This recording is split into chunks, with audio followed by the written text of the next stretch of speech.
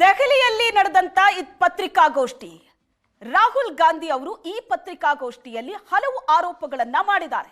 ಅದರಲ್ಲಿ ಒಬ್ರು ಮಾತಾಡಿದ್ರು, ಗೋದಾಬಾಯಿ ಅನ್ನೋರು. ಆ ಮಹಿಳೆಯ ಹೇಳಿಕೆಯ ವಿಡಿಯೋವನ್ನ ಕೂಡ ಈ ಪತ್ರಿಕಾಗೋಷ್ಠಿಯಲ್ಲಿ ರಾಹುಲ್ ಗಾಂಧಿ ಪ್ರದರ್ಶಿಸಿದ್ರು.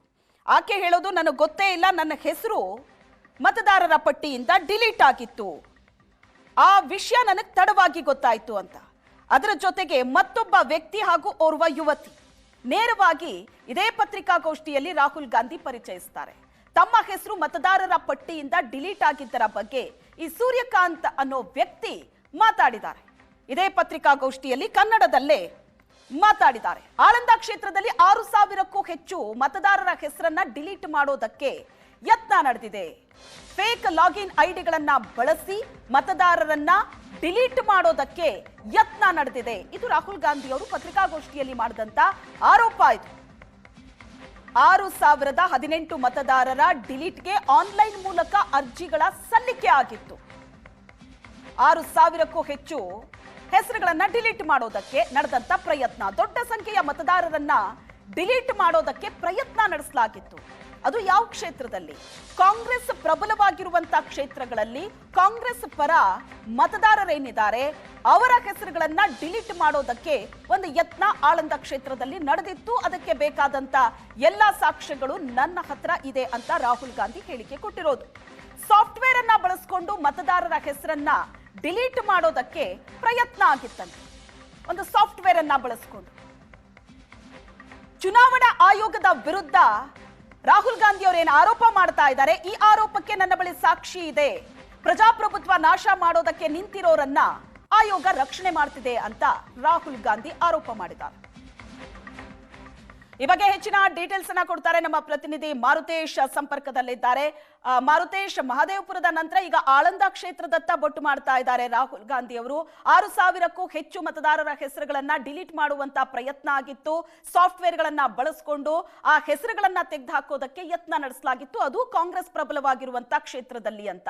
ಸೊ ಇಲ್ಲಿ ಇಡೀ ಪತ್ರಿಕಾಗೋಷ್ಠಿಯಲ್ಲಿ ರಾಹುಲ್ ಗಾಂಧಿ ಅವರು ಮಾಡಿದಂತ ಆರೋಪ ಆಯೋಗದ ಮೇಲೆ ಯಾವ ರೀತಿ ಆಗಿತ್ತು, ಏನೇನ್ ಮಾಹಿತಿಗಳನ್ನ ಕೊಟ್ರು?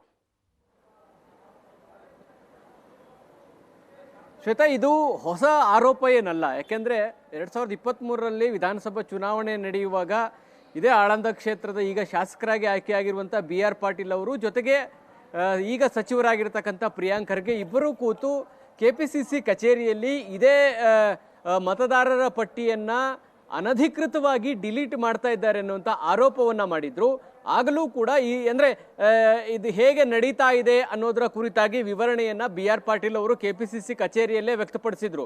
ನನ್ನ ವಿಧಾನಸಭಾ ಕ್ಷೇತ್ರದಲ್ಲಿ ಈ ರೀತಿಯಾದಂಥ ಬೆಳವಣಿಗೆ ನಡೀತಾ ಇದೆ, ಯಾರು ಮತದಾರರಿದ್ದಾರೆ ಅವರ ಹೆಸರು ಇಲ್ಲದೆ ಅವರ ಹೆಸರನ್ನು ಡಿಲೀಟ್ ಮಾಡಿಸೋದಕ್ಕೆ ಬೇರೆಯೊಬ್ಬರು ವ್ಯಕ್ತಿ ಬೇರೆ ರಾಜ್ಯದಲ್ಲಿ ಕುಳಿತುಕೊಂಡು ಅವರ ಮೊಬೈಲ್ ಮತ್ತು OTPಯನ್ನು ಬಳಸಿ ಮತದಾರರ ಪಟ್ಟಿಯಲ್ಲಿ ಡಿಲೀಟ್ ಮಾಡುವಂಥ ಪ್ರಯತ್ನ ಮಾಡ್ತಿದ್ದಾರೆ ಅನ್ನುವಂಥದ್ದನ್ನ ಹೇಳಿದರು. ಜೊತೆಗೆ ಒಂದು ಹೆಜ್ಜೆ ಮುಂದೆ ಹೋಗಿ ಡಿಲೀಟ್ ಆಗಿದೆ ಅನ್ನುವ ಮಾತನ್ನು ಕೂಡ ಪ್ರಿಯಾಂಕ್ ಖರ್ಗೆ ಅವರು ಹೇಳಿದರು. ನಾವು ಇದನ್ನು ಚುನಾವಣಾ ಆಯೋಗಕ್ಕೂ ಕೂಡ ದೂರು ಕೊಡ್ತೀವಿ ಅಂತ ಹೇಳಿದರು. ಅದಾದಮೇಲೆ ಚುನಾವಣಾ ಆಯೋಗಕ್ಕೆ ದೂರು ಕೊಟ್ಟರು. ಚುನಾವಣಾ ಆಯೋಗ ಅಲ್ಲಿನ ಅಂದರೆ ಕಲಬುರಗಿಯ ಚುನಾವಣಾಧಿಕಾರಿಗಳಿಗೆ ಕಳಿಸಿದ್ರು. ಅಲ್ಲಿಂದ AC ಗೆ ಹೋಯಿತು. ಅಲ್ಲಿಂದ BLAಗಳನ್ನು ವಿಚಾರಣೆ ನಡೆಸಿದಾಗ BLAಗಳು ಅವರ ಗಮನದಲ್ಲಿ ಇದು ಇಲ್ಲ ಅನ್ನುವಂಥ ವಿಚಾರ ಗೊತ್ತಾದ ಮೇಲೆ ಇದು FIR ದಾಖಲಾಯಿತು. ಆನಂತರ ಇದರ ತನಿಖೆಯನ್ನು CID ನಡೆಸ್ತಾ ಇದೆ.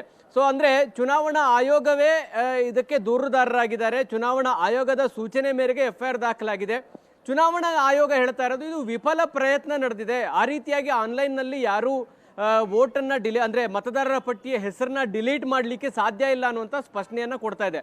ಆದರೆ ರಾಹುಲ್ ಗಾಂಧಿ ಅವರ ಸುದ್ದಿಗೋಷ್ಠಿಯಲ್ಲಿ ಮತದಾರರ ಪಟ್ಟಿಯಲ್ಲಿ ತಮ್ಮ ಹೆಸರು ತಮಗೆ ಗೊತ್ತಿಲ್ಲದಂತೆ ಡಿಲೀಟ್ ಆಗಿರೋದ್ರ ಬಗ್ಗೆ ಅವರನ್ನೇ ಕೂರಿಸ್ಕೊಂಡು ಮಾತನಾಡ್ತಾ ಇದ್ದಾರೆ. ಜೊತೆಗೆ BR ಪಾಟೀಲ್ ಈಗ ಶಾಸಕರಾಗಿರುವಂಥ BR ಪಾಟೀಲ್ ಅವರು ಕೂಡ ಹಲವು ದಾಖಲೆಗಳನ್ನು ರಾಹುಲ್ ಗಾಂಧಿ ಅವರಿಗೆ ಅವರ ಮುಂದೆ ಇಟ್ಟಿದ್ರು.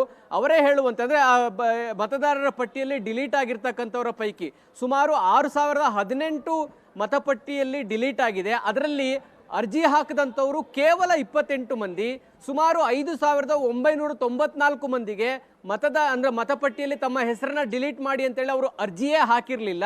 ಆದರೆ ಅವರ ಮತಪಟ್ಟಿಯಿಂದ ಅವರ ಹೆಸರನ್ನ ಡಿಲೀಟ್ ಮಾಡುವಂತಹ ಒಂದು ದೊಡ್ಡ ಪ್ರಯತ್ನ ನಡೆದಿತ್ತು. ಆ ಪ್ರಯತ್ನದ ಭಾಗವಾಗಿ ಬಿಹಾರ, ಜಾರ್ಖಂಡ್, ಉತ್ತರ ಪ್ರದೇಶ ಈ ಭಾಗದಲ್ಲಿ ಕುಳಿತಿರ್ತಕ್ಕಂಥವ್ರು ಮೊಬೈಲ್ ನಂಬರ್ಗಳನ್ನು ಬಳಸಿ ಅವರಿಗೆ OTP ಕಳಿಸಿ ಆನಂತರ ಫಾರ್ಮ್ 7 ಅನ್ನ ಆನ್ಲೈನ್ನಲ್ಲೇ ಅಪ್ಲೈ ಮಾಡಿ ಡಿಲೀಟ್ ಮಾಡುವಂತ ಒಂದು ಗ್ಯಾಂಗ್ ಕೆಲಸ ಮಾಡ್ತಾ ಇದೆ ಅನ್ನುವಂಥ ಆರೋಪ ಆಗ್ಲೂ ಕೇಳಿ ಬಂದಿತ್ತು. ಈಗ ಅದನ್ನೇ ಮುಂದುವರಿದ ಭಾಗವಾಗಿ ರಾಹುಲ್ ಗಾಂಧಿ ಅವರು ದೆಹಲಿಯಲ್ಲಿ ಸುದ್ದಿಗೋಷ್ಠಿ ನಡೆಸಿ ವಿವರಣೆಯನ್ನು ಕೊಟ್ಟಿದ್ದಾರೆ. ಈ ತನಿಖೆ ಮುಂದಕ್ಕೆ ಹೋಗದೇ ಇರೋದಕ್ಕೆ ಇಷ್ಟೆಲ್ಲ ಅನುಮಾನಗಳು ಕಾಣ್ತಾ ಇದೆ. ಈ ಡಿಲೀಟ್ ಮಾಡುವಂಥ ಪ್ರಯತ್ನದ ಭಾಗವಾಗಿ ಯಾರ್ಯಾರು ಕೆಲಸ ಮಾಡಿದ್ರು ಅವರನ್ನ ಬಂಧಿಸಲಾಯ್ತಾ, ವಿಚಾರಣೆ ನಡೆಸಲಾಯ್ತಾ, ಮತ್ತು ಯಾರ್ಯಾರು ಆ ಪ್ರಯತ್ನಗಳನ್ನು ಮಾಡಿದ್ರು, ಸೊ ಅವರಿಗೂ ತಕ್ಕ ಶಿಕ್ಷೆ ಆಗಬೇಕು ಅನ್ನುವಂಥದ್ದು ಸಹಜವಾಗಿ ಇರ್ತಕ್ಕಂಥ ಪ್ರಶ್ನೆ.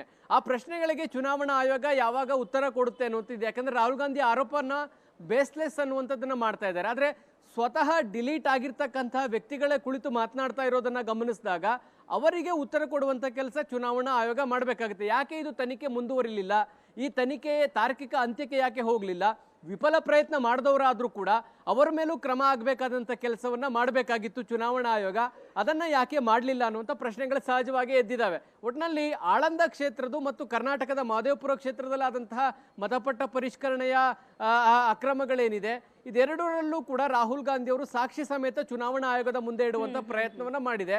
ಆದ್ರೆ ಚುನಾವಣಾ ಆಯೋಗ ಇದನ್ನ ತಾರ್ಕಿಕ ಅಂತ್ಯಕ್ಕೆ ತೆಗೆದುಕೊಂಡು ಹೋಗುವಂತ ಪ್ರಯತ್ನವನ್ನ ಮಾಡುತ್ತಾ ಅಥವಾ ರಾಹುಲ್ ಗಾಂಧಿ ಆರೋಪಕ್ಕೆ ಕೇವಲ ಸ್ಪಷ್ಟನೆ ಕೊಟ್ಟು ಸುಮ್ಮನಾಗ್ತಾರ ಗೊತ್ತಿಲ್ಲ. ಯಾಕಂದ್ರೆ ಈಗ ಅವರ ಪ್ರತಿಕ್ರಿಯೆಯನ್ನ ಗಮನಿಸಿದ್ರೆ ಯಾರೂ ಕೂಡ ಆನ್ಲೈನ್ನಲ್ಲಿ ಮತಪಟ್ಟಿಯಿಂದ ಹೆಸರನ್ನ ಡಿಲೀಟ್ ಮಾಡಲಿಕ್ಕೆ ಸಾಧ್ಯ ಇಲ್ಲ ಅನ್ನುವಂತಹ ಸ್ಪಷ್ಟನೆಯನ್ನ ಕೊಟ್ಟಿದ್ದಾರೆ. ಜೊತೆಗೆ ರಾಹುಲ್ ಗಾಂಧಿ ಮಾಡ್ತಾ ಇರುವಂತ ಈ ಎಲ್ಲ ಆರೋಪಗಳು ಆಧಾರರಹಿತ ಮತ್ತು ತಪ್ಪು ಮಾಹಿತಿಯಿಂದ ಕೂಡಿದೆ ಅನ್ನುವಂಥ ಸ್ಪಷ್ಟನೆಯನ್ನ ಕೊಟ್ಟಿದ್ದಾರೆ ಶ್ವೇತಾ.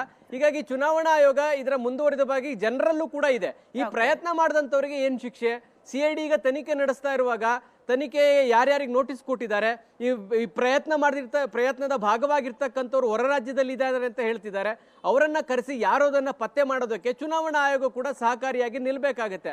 ಆ ಅನುಮಾನ ಈಗ ಚುನಾವಣಾ ಆಯೋಗದ ಮೇಲೆ ಇದೆ.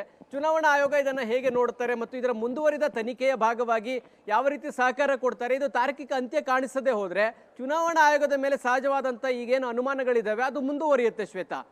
ಎಸ್, ಥ್ಯಾಂಕ್ ಯು ಮಾರುತೇಶ್ ನಿಮ್ಮೆಲ್ಲ ಡೀಟೇಲ್ಸ್ಗೆ.